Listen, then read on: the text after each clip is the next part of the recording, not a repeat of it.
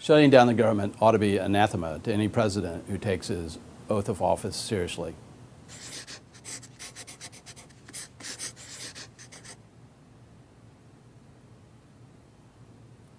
This is a classic DC moment of he said, she said, in which both sides are blaming the other for the government shutdown, although in this case, Republicans really are getting blamed. House Republicans continue to tie funding of the government to ideological demands like... But this is a serious issue, and like most serious policy disputes, there's often a constitutional dispute underlying the dispute that I think is worth looking at.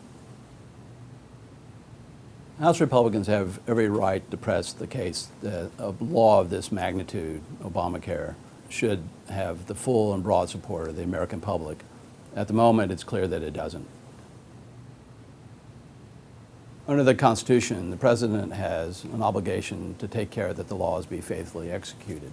One of the things that this means, of course, is that the President has an obligation to make sure that the laws are administered in a sound and efficient way.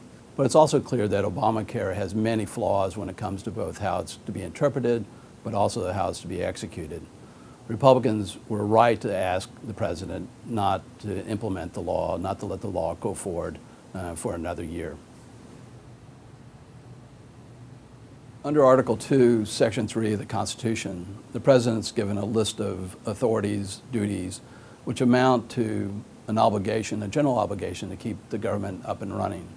The President's told that he has to recommend measures, give a State of the Union address, appoint officials, bring Congress back into session when necessary, execute laws, carry out the country's foreign affairs. The founding generation understood quite well that in a system of separated powers, the unitary independent executive was necessary to provide the kind of energy the system would need to function properly. It's constitutionally dubious to blame only the Republicans for the shutdown of the government.